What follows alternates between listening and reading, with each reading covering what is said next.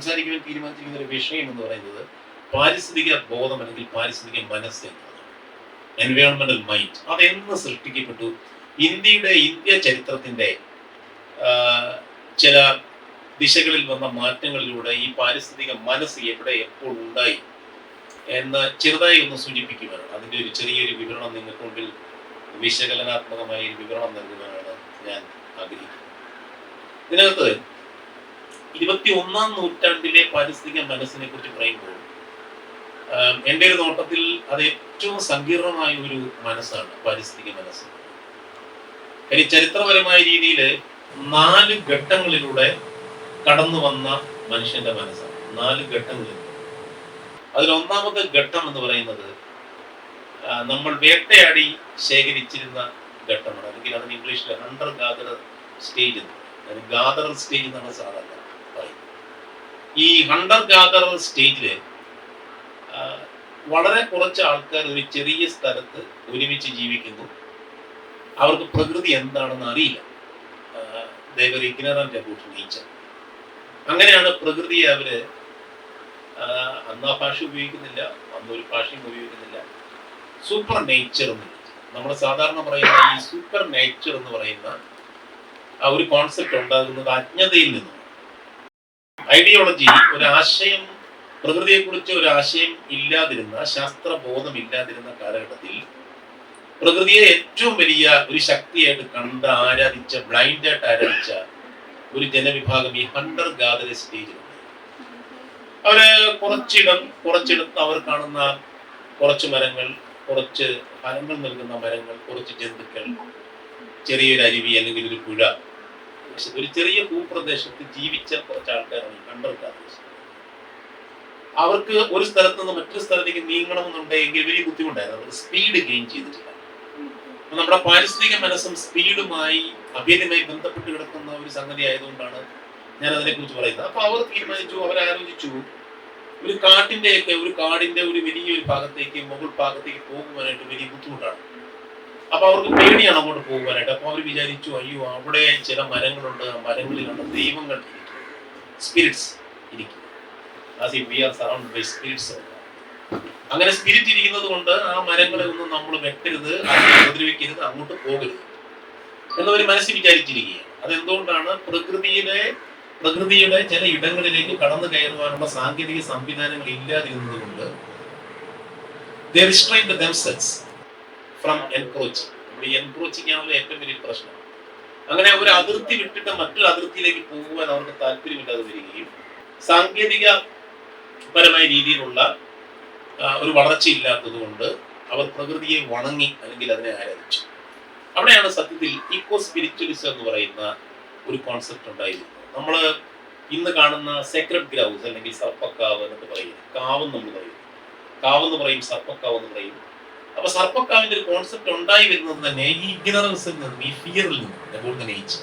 പ്രളയം ഉണ്ടാകുകയാണെങ്കിൽ നമുക്കിന്നറിയാം പ്രളയം എന്താണെന്ന് നമുക്കറിയാം. എങ്ങനെയാണ് പ്രളയം ഉണ്ടാകുന്നത്, എങ്ങനെയാണ് ഒരു ലാൻഡ് സ്ലിപ്പ് ഉണ്ടാകുന്നത്, എർത്തുക്വേക്കിനെ നമ്മൾ ശാസ്ത്രീയപരമായ രീതിയിൽ നമ്മൾ മനസ്സിലാക്കി. വോൾക്കാനിക് എറപ്ഷനെ നമുക്ക് ശാസ്ത്രീയപരമായിട്ട് നമുക്ക് മനസ്സിലാക്കി. പക്ഷെ ആ കാലഘട്ടത്തിൽ ഒരു ഹറിക്കേൻ ഉണ്ടാകുകയാണെങ്കിൽ പോലും എന്താണ് ഉണ്ടാകുന്നത് അവർക്ക് അറിയില്ല. So they were totally not knowledgeable about the ecological factors. പാരിസ്ഥിതിക ഘടകങ്ങളെ കുറിച്ചിട്ട്, അതിലുണ്ടാകുന്ന മാറ്റങ്ങളെ കുറിച്ചിട്ട് ശാസ്ത്രീയപരമായ രീതിയിലുള്ള അവബോധം ഇല്ലാതിരുന്ന ഒരു മനസ്സായിരുന്നു അവരുടെ ഒരു എൻവയോൺമെന്റൽ മൈൻഡ് അല്ല. നിങ്ങൾ എന്നോട് ചോദിച്ചേക്കാം, അന്നപ്പോൾ എൻവയോൺമെന്റ് ഉണ്ട്, പക്ഷെ അന്ന് എൻവയോൺമെന്റൽ മൈൻഡ് ഇല്ല. ആ ഒരു കോൺസെപ്റ്റ് ഉണ്ടായി വരുന്നത്. അപ്പൊ അങ്ങനെയാണ് ഈ സേക്രഡ് ഗ്രൗസ് ഉണ്ടായി വരുന്നത്, സർപ്പക്കാവ് ഉണ്ടായി വരുന്നു. അവിടെ പിന്നീട് അതൊരു റിച്വലിസ്റ്റിക് ട്രഡീഷനിലേക്ക്, ആചാരാനുഷ്ഠാന വഴക്ക ബോധത്തിലേക്ക് മാറുകയും അതിന് പിന്നീട് ഒരു ദൈവിക ഭാവം ഉണ്ടായി വരികയും ചെയ്തു. ഒരു സർപ്പക്കാവിന്റെ ഒരു എക്കോളജിക്കൽ ആർക്കിടെക്ചർ നിങ്ങൾക്കറിയാം. ഒരു സർപ്പക്കാവ് എന്ന് പറഞ്ഞു കഴിഞ്ഞാൽ അവിടെ ഏത് തരത്തിലുള്ള മരങ്ങളും, ഒരു മോണോകൾച്ചർ തന്നെ, പല type varieties of trees, weeds, plants, അതുപോലെ ആനിമൽസ്, അതുപോലെ റെപ്റ്റൈൽസ് അല്ലെങ്കിൽ അക്വാട്ടിക് ആയിട്ടുള്ള ഇപ്പം വ്യത്യസ്ത രീതിയിലുള്ള വ്യത്യസ്ത സ്പീഷീസിലുള്ള മത്സ്യങ്ങൾ, ഒരു ചെറിയ പോണ്ട്, ഇതൊക്കെ അടങ്ങുന്ന ഒരു ഇക്കോളജിക്കൽ ആർക്കിടെക്ചറാണ് ശരിക്കും പറഞ്ഞു കഴിഞ്ഞാൽ സർപ്പക്കാവ്. അപ്പൊ അങ്ങനെയുള്ള കാവുകളൊക്കെ ഉണ്ടായി വരുന്നതിന്റെ പിന്നാമ്പുറം എന്ന് പറയുന്നത് actually it is from this ecological ignorance, technological backward. അപ്പൊ സാങ്കേതിക മികവില്ലായ്മയും പാരിസ്ഥിതിക ശാസ്ത്രബോധം ഇല്ലാതിരുന്ന ഒരു മനസ്സിന്റെ രൂപീകരണമായിരുന്നു ഹണ്ടിങ് ഗാദറിംഗ് പീരീഡിൽ ഉണ്ടായിരുന്നത്. അപ്പൊ എന്താണ് ആ കാലഘട്ടത്തിൽ സംഭവിച്ചത്? പ്രകൃതിയെ മാക്സിമം എക്സ്പ്ലോയിറ്റ് ചെയ്യാതെ അത് തരുന്നത് ശേഖരിച്ചുകൊണ്ട് ജീവിക്കുന്ന, അഗ്രസീവായിട്ട് അറ്റാക്ക് ചെയ്യാത്ത ഒരു സമൂഹം ഉണ്ടായി വരികയും അത് പ്രത്യേക രീതിയിലുള്ള പാരിസ്ഥിതിക മനസ്സ് ഉണ്ടാകുകയും ചെയ്യുന്നു. ഈ പാരിസ്ഥിതിക മനസ്സ് അപ്പൊ അന്നൊരു പ്രത്യേക ഒരു സംഗതി എന്താണെന്ന് ചോദിച്ചു കഴിഞ്ഞാൽ, അന്ന് അവര് ഈ അനിമൽസിനെ അതിന്റെ ബ്രീഡിംഗ് ടൈമിൽ അറ്റാക്ക് ചെയ്തില്ല, ഹണ്ട് ചെയ്യില്ല. ഇപ്പം മീനിനെ പിടിക്കാൻ പോകുക എന്ന് പറഞ്ഞു കഴിഞ്ഞാല് അത് പുനരുത്പാദിപ്പിക്കുന്ന സമയത്ത് മീനിനെ പിടിക്കില്ല, ബേർഡ്സിനെ അറ്റാക്ക് ചെയ്യില്ല. ഇല്ലെങ്കിൽ ബേർഡ്സിനെ മാത്രം ഹണ്ട് ചെയ്ത് ജീവിക്കുന്ന പ്രത്യേകം ഹണ്ടർ ഗാദറേഴ്സ് ഉണ്ടായിരുന്നു. അവർ ബേർഡ്സിനെ മാത്രമേ ഹണ്ട് ചെയ്തു. ഇപ്പം കർണാടകത്തിൽ ഇന്നുമുള്ള ഹക്കി പിക്കി ട്രൈബ്സ് എന്ന് പറയുന്നത് അവർ ബേർഡ്സിനെ മാത്രമേ ഹണ്ട് ചെയ്യും. അവർ ഈ ബ്രീഡിംഗ് ടൈമിൽ ഹണ്ട് ചെയ്യും. കാര്യം എന്താണെന്ന് വെച്ചാൽ ബ്രീഡിംഗ് ടൈമിൽ ഹണ്ട് ചെയ്താൽ നിങ്ങൾക്ക് അറിയാം റീപ്രൊഡക്ഷൻ ഉണ്ടാകത്തില്ല, അത് പുനരുത്പാദനം ഉണ്ടാകും. അപ്പോൾ അങ്ങനെ വരുമ്പോൾ ഇവർക്ക് കഴിക്കേണ്ട ആഹാരം ഇതിൽ നിന്നാണ് സർവൈവൽ, നോട്ട് എക്കോളജിക്കൽ ഒരു കോൺഷ്യസ്നെസ് അല്ല, അപ്പൊ ഒരു പരിസ്ഥിതിയെ കുറിച്ചുള്ള ബോധമല്ല. പക്ഷെ അവർക്ക് നിലനിൽക്കണമെങ്കിൽ ഈ റിസോഴ്സസ് ഇല്ലാത്ത ഒരവസ്ഥയിൽ, അവർക്ക് നിലനിൽക്കാൻ പറ്റാത്ത ഒരവസ്ഥ വന്നതുകൊണ്ട് അവരതിനെ റീസ്ട്രെയിൻ ചെയ്യും. അപ്പൊ ഞാൻ പറഞ്ഞു, ചെറിയൊരു കമ്മ്യൂണിറ്റി ആയിരുന്നു, ചെറിയൊരു ലൊക്കേഷനിലാണ് അവർ നിന്നിരുന്നത്. അതുകൊണ്ട് തന്നെ അവർക്ക് ആ ലൊക്കേഷനിൽ വളരെ മിനിമം ആയിട്ടുള്ള എക്കോളജിക്കൽ എക്സ്ട്രാക്ഷൻ ഉണ്ടായിരുന്നു. തന്നെയല്ല, അത് മറ്റൊരു തരത്തിൽ ഭൗതികപരമായ രീതിയിലുള്ള ഒരു ബോധത്തിലേക്ക് കൊണ്ടുപോയില്ല. പരിസ്ഥിതി എന്ന് പറയുന്നത് ഭൗതികമാണ്, മെറ്റീരിയലാണ്. ആ മെറ്റീരിയലിനെ എക്സ്ട്രാക്ട് ചെയ്യണം എന്നൊരു ബോധത്തിലേക്ക് നമുക്ക് പോയില്ല. പ്രധാന കാരണങ്ങൾ എന്തായിരുന്നു? ശാസ്ത്രീയപരമായ രീതിയിലുള്ള ബോധമില്ലായിരുന്നു, രണ്ട് സാങ്കേതിക സംവിധാനങ്ങൾ ഇല്ലായിരുന്നു. അതുകൊണ്ട് പരിസ്ഥിതിക്ക് മേലുള്ള ആഘാതം വളരെ വളരെ കുറവായിരുന്നു, ഇല്ല എന്ന് തന്നെ നമുക്ക് വേണമെങ്കിൽ പറയാം. It was down to zero. അത് നാഡിയർ ലെവലിലായിരുന്നു പരിസ്ഥിതിയുടെ ആഘാതം. ഇനി മനുഷ്യന്റെ യുവൽ നോവ ഹരാരി എന്ന് പറയുന്ന ഒരു ഇസ്രായേലി ചരിത്രകാരൻ എഴുതിയ ഒരു പുസ്തകമുണ്ട്, നിങ്ങളൊക്കെ വായിച്ചു കാണുന്നത്, സേപ്പിയൻസ് എന്ന് പറയുന്ന പുസ്തകം. അദ്ദേഹം 3 പുസ്തകം എഴുതിയിട്ടുണ്ട്: Sapiens, Homo Deus, 21 lessons for 21st century. ഈ സേപ്പിയൻസ് എന്ന് പറയുന്ന ഒരു പുസ്തകത്തില് അദ്ദേഹം പറയുന്നത് മനുഷ്യന്റെ ഭാവന ഇതൾ വിടർത്തുമ്പോഴാണ് അവൻ പുതിയ പുതിയ രീതിയിലുള്ള ഓർഗനൈസേഷൻസ് ഉണ്ടാക്കിയത്. അങ്ങനെ മനുഷ്യന്റെ ഭാവനയിൽ വന്ന, ഇത് അദ്ദേഹത്തിന്റെ പുസ്തകത്തിൽ പറഞ്ഞ കാര്യമല്ല ഞാനീ പറയുന്നത്, അദ്ദേഹത്തിന്റെ ആശയമാണ്. അതിനെ ഞാൻ കടമെടുത്ത് ഈ 2ാമത്തെ സ്റ്റേജിനെ കുറിച്ച് പറയുക. 2ാമത്തെ ഈ സേപ്പിയൻസിന്റെ ഡെവലപ്മെന്റ് അല്ലെങ്കിൽ ഈ എവല്യൂഷൻ വരുന്ന ഘട്ടം എന്ന് പറയുന്നത് നിങ്ങൾക്കറിയാം, നൊമാഡ്സ് ആൻഡ് പാസ്റ്ററൽസ് എന്ന് പറയുന്ന ഘട്ടം. നൊമാഡിക് പാസ്റ്ററലിസം എന്ന് വേണമെങ്കിൽ നമുക്ക് തന്നെ എന്ന് പറഞ്ഞു കഴിഞ്ഞാൽ എന്താണ്? നൊമാഡ്സ് നാടോടികൾ, പാസ്റ്ററലിസം ആനിമൽസിനെ റെയർ ചെയ്ത് അതിനെ കന്നുകാലികളെ വളർത്തി ജീവിക്കുന്ന ഒരു പാസ്റ്ററലായിട്ടുള്ള ഒരു സംഭവം. അവർ കൃഷിയും ചെയ്യും, അതുപോലെ കന്നുകാലികളെ വളർത്തുകയും ചെയ്യും, ഒരു സ്ഥലത്ത് നിന്ന് മറ്റൊരു സ്ഥലത്തേക്ക് പോവുകയും ചെയ്യും. ഈ കാലഘട്ടത്തിൽ, ഈ 2ാം കാലഘട്ടത്തിലാണ് ആദ്യമായിട്ട് ഒരു നിശ്ചിത പ്രദേശത്ത് നിന്ന് മറ്റൊരു പ്രദേശത്തേക്ക് മനുഷ്യനെങ്കിൽ സേപ്പിയൻസ് മൂവ് ചെയ്ത് സഞ്ചരിച്ചു.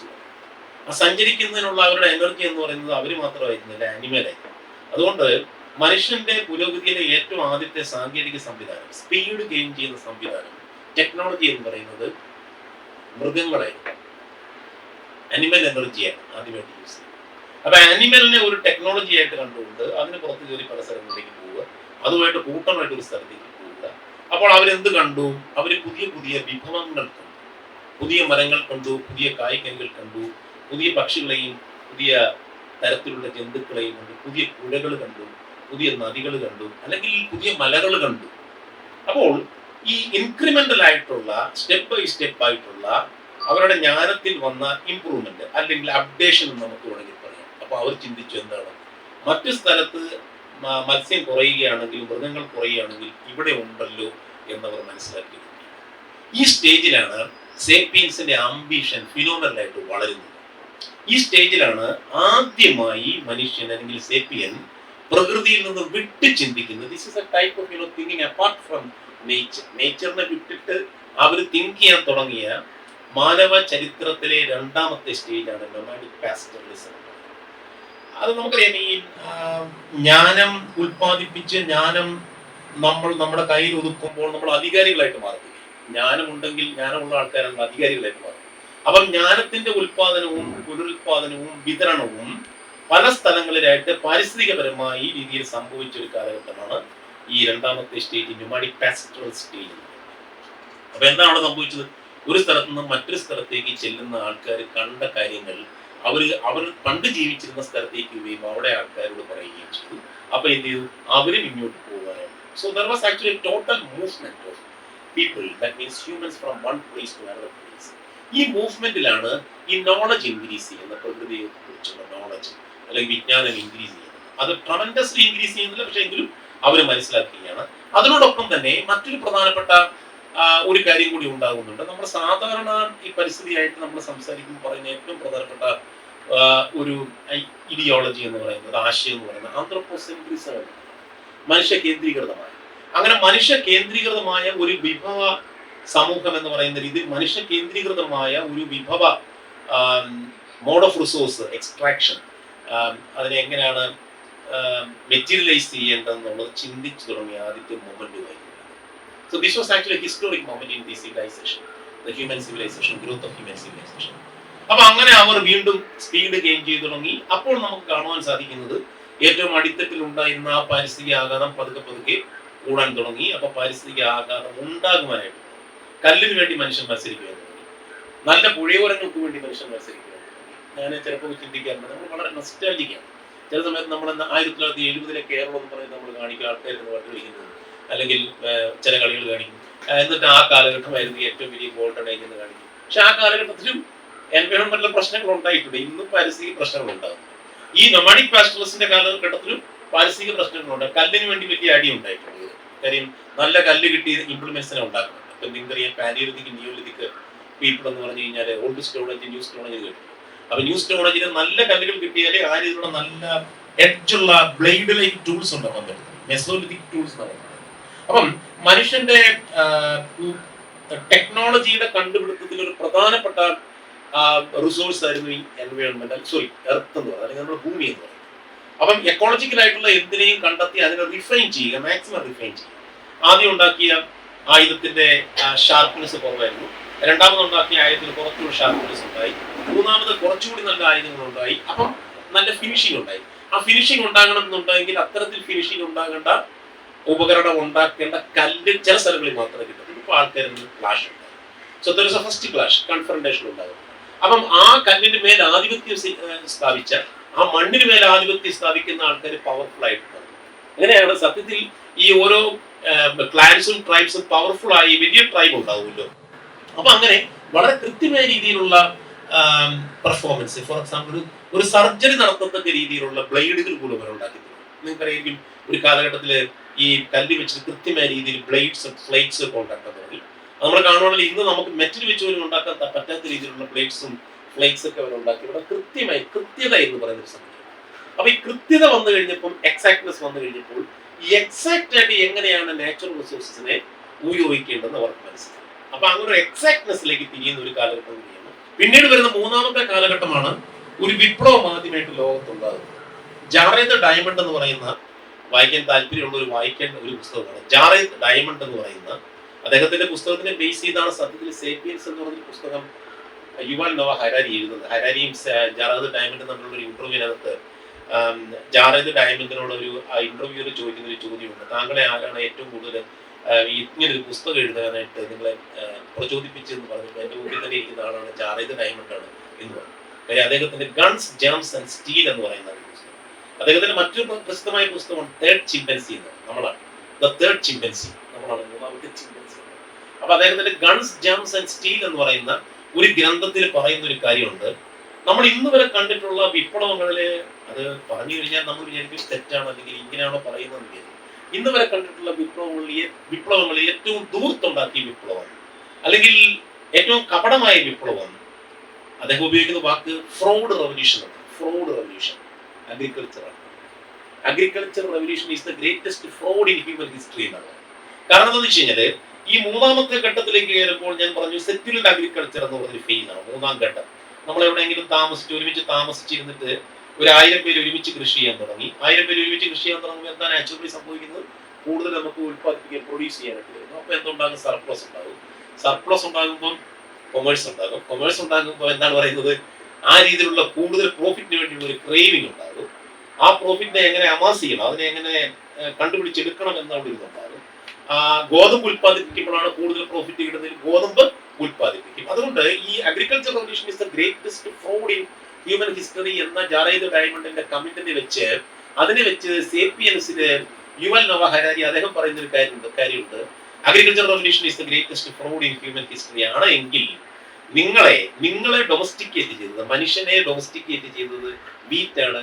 വീറ്റ് തിരിച്ച് വീറ്റിനെ ഡൊമസ്റ്റിക്കേറ്റ് ചെയ്ത മനുഷ്യനല്ല, മനുഷ്യനെയാണ് വീറ്റ് ഡൊമസ്റ്റിക്കേറ്റ് ചെയ്തെന്നാണ് പറയുന്നത്. എന്ന് പറഞ്ഞു കഴിഞ്ഞാൽ ഗോതമ്പ് തീരുമാനിച്ചു എവിടെയൊക്കെ വിളയണമെന്നുള്ളത്, ഗോതമ്പിന് വേണ്ടി നിലങ്ങളെ ഒരുക്കി, ഗോതമ്പിന് വേണ്ടി മറ്റു വിളകളെ മാറ്റി.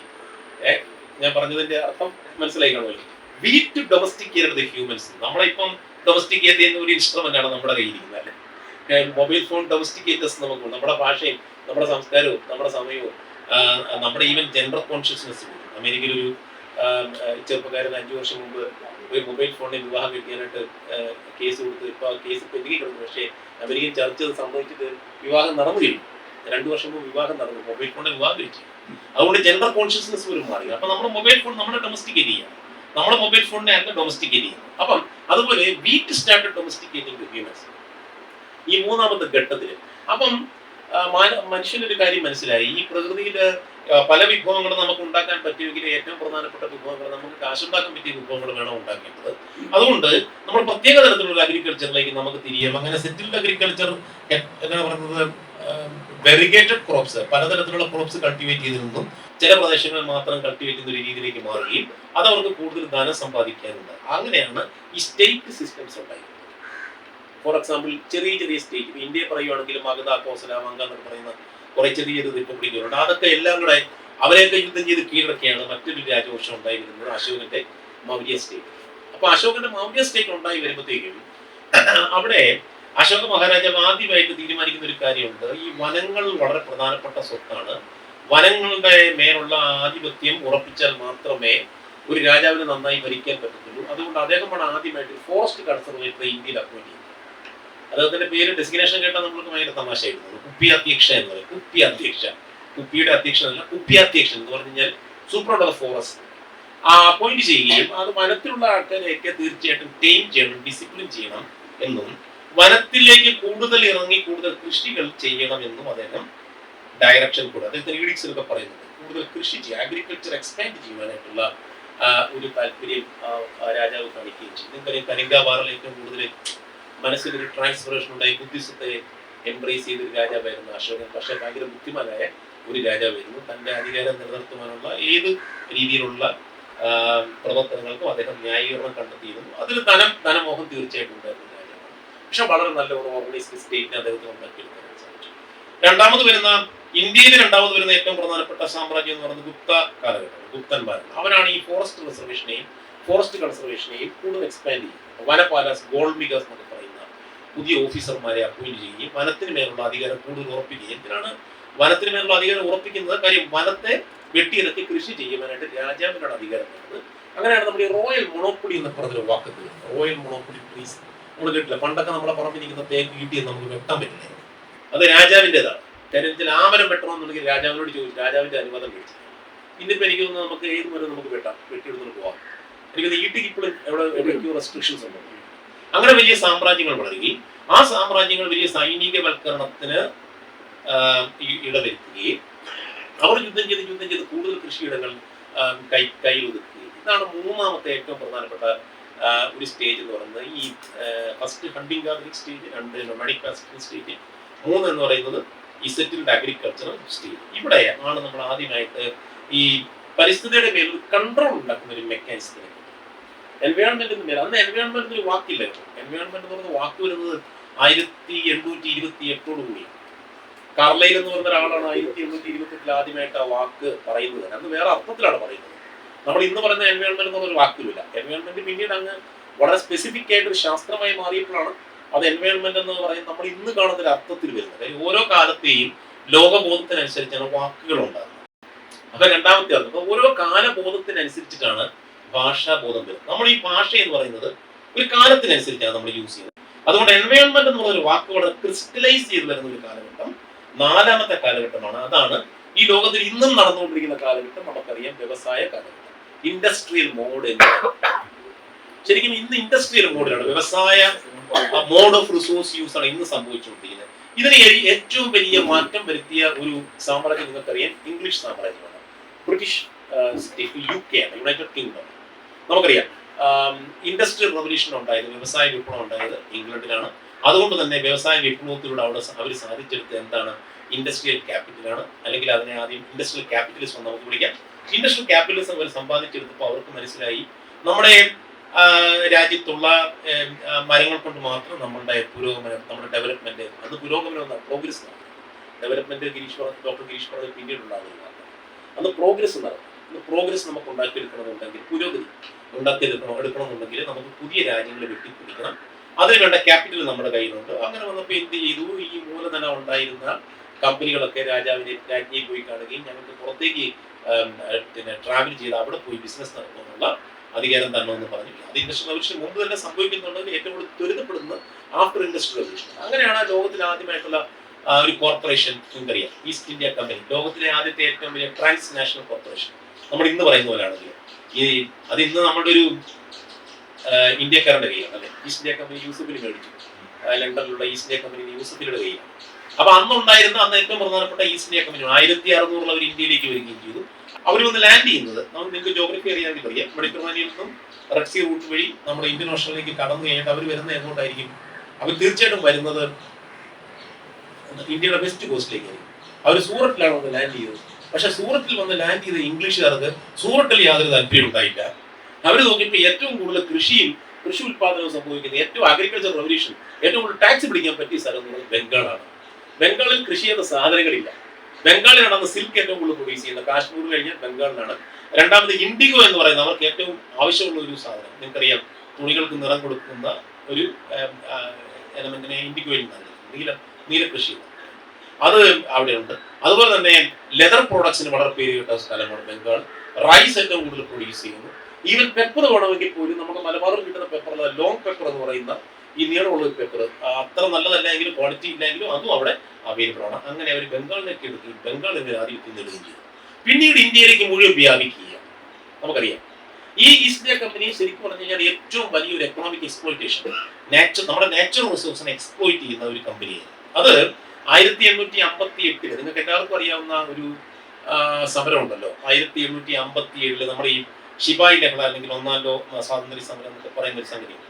അതിനുശേഷം ബ്രിട്ടീഷ് രാജ്ഞി പുറപ്പെടുവിക്കുന്ന ഒരു വിളംബരം, ദ ക്യൂസ് പ്രൊക്ലമേഷൻ.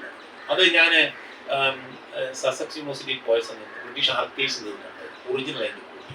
അതിനകത്ത് ഒരു ക്ലോസ് ഇങ്ങനെയാണ്: ഇന്ത്യയിലെ എല്ലാ രീതിയിലുള്ള നാച്ചുറൽ റിസോഴ്സസും പ്രകൃതി വിഭവങ്ങളും ഇനിമേൽ രാജ്ഞിയുടെ സാമ്രാജ്യത്തിന്റെ അഭിവൃദ്ധിക്ക് വേണ്ടി ഉപയോഗിക്കണം.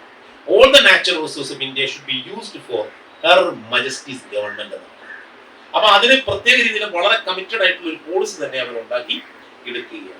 അങ്ങനെ വലിയ ചൂഷണം നടക്കുന്നു, നമുക്കറിയാം. പക്ഷേ ഇതിനിടയ്ക്ക് ഒരു വലിയൊരു ട്വിസ്റ്റ് സംഭവിക്കുന്നത്, നമ്മൾ സാധാരണ ചിന്തിക്കുന്നത് ബ്രിട്ടീഷുകാർ ഇന്ത്യയിലേക്ക് വന്നു, അവർ റെയിൽവേ ഇൻട്രൊഡ്യൂസ് ചെയ്തു, അവിടെ ഇവിടുത്തെ തേക്കെല്ലാം കൂടെ വെട്ടിക്കൊണ്ട് പോയി, അവർ മൊത്തം നമ്മുടെ കുടിച്ചോറാക്കി, അല്ലെങ്കിൽ എക്കണോമിക് ഡ്രെയിൻ ആക്കി എന്നാണ്. പക്ഷെ ഇതിനകത്തൊരു അന്തർധാരം ഉണ്ടായി.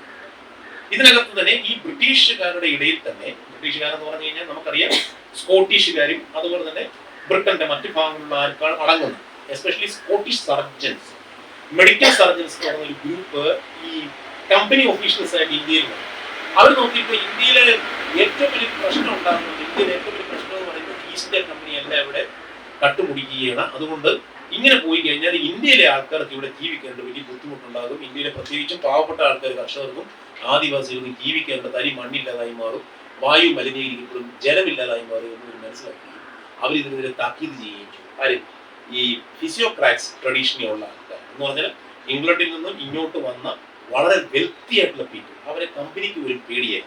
അപ്പൊ അവർ ബ്രിട്ടീഷ് രാജ്ഞിയോട് പറയുകയാണ്, ഇവരെ ഡയറക്റ്റ് ചെയ്യണം, ഇത്തരത്തിലുള്ള ഒരു എക്സ്ട്രാക്ഷൻ, ഒരു റുത്ലസ് എക്സ്ട്രാക്ഷൻ പാടില്ല, അതിന് ചില റിസ്ട്രെയിൻ വേണം. കാര്യം ഇത് ഇവിടെ ഉള്ള ഈ പരിസ്ഥിതിയെ നശിപ്പിക്കും. എൻവയോൺമെന്റ് എന്ന വാക്ക് അങ്ങനെ ഉപയോഗിക്കുന്നില്ല ഇവിടെ. ഇവിടെയുള്ള നേച്ചർ ഹ്യൂമൻ റിലേഷൻഷിപ്പിനെ നശിപ്പിക്കും, ഇവിടെ പോവർട്ടി ആയിരിക്കും ഫലം എന്നാണ് പറയുന്നത്. ഇവരാണ് സത്യത്തിൽ ഇന്ത്യയിൽ എൻവയോൺമെന്റലിസം, പാരിസ്ഥിതികത എന്ന് പറയുന്ന ഒരു ബോധം കൊണ്ടുവരുന്നത്. ഇതിനെക്കുറിച്ച് സൂചിപ്പിക്കുന്ന ഒരു പ്രധാനപ്പെട്ട ഗ്രന്ഥമുണ്ട്, ഒരു UK ഹിസ്റ്റോറിയൻ എഴുതിയ ഗ്രീൻ ഇംപീരിയലിസം എന്നാണ് ആ ഗ്രന്ഥത്തിന്റെ പേര്. Green imperialism. ഈ ഗ്രീൻ ഇംപീരിയലിസം എന്ന വാക്ക് നമ്മൾ കാണുമ്പോൾ ഹരിത സാമ്രാജ്യത്വം എന്ന് നമുക്ക് തോന്നുമെങ്കിലും ഹരിത സാമ്രാജ്യത്വം സംഭവിക്കുമ്പോൾ തന്നെ അതിനകത്തൊരു എൻവയോൺമെന്റൽ കോൺഷ്യസ്നെസ്സിനെ എടുക്കുന്നുണ്ട് എന്നാണ് റിച്ചർഡ് ഗ്രൗ എന്ന് പറയുന്ന ആ യൂറോപ്യൻ ഇംഗ്ലീഷ് ഹിസ്റ്റോറിയൻ വാദിക്കുന്നത്. അദ്ദേഹം മരിച്ചുപോയി 2 വർഷം മുമ്പ്. റിച്ചർഡ് ഗ്രൗ അദ്ദേഹത്തിന്റെ പുസ്തകത്തിൽ അദ്ദേഹം വായിക്കും. അദ്ദേഹം പറയുന്നത് ഇങ്ങനെയാണ്: ഇന്ത്യയിലെ ഏത് കാലത്താണ് പാരിസ്ഥിതിക ബോധം ഉണ്ടായിരുന്നത്? ഏൻഷ്യന്റ് ഇന്ത്യയിൽ പാരിസ്ഥിതിക ബോധം ഉണ്ടായിരുന്നു. അരണ്യ സംസ്കൃതിയിൽ നമ്മൾ പറയുന്നത് എന്താണ് തെളിവ്? ഏത് രീതിയിലാണ് ഈ പാരിസ്ഥിതിക ബോധം എന്ന് പറയുന്നത് ഉണ്ടാക്കുന്നത്? അന്ന് പ്രകൃതിയെ നമ്മൾ കണ്ടിരുന്നു, പ്രകൃതിയെ മണങ്ങിയിരുന്നു, ശരിയാണ്. ഇന്ത്യൻ എക്കോളജിക്കൽ ട്രഡീഷൻ അങ്ങനെ തന്നെയാണ്. നമുക്ക് സർപ്പക്കാവുകൾ ഉണ്ടായിരുന്നു.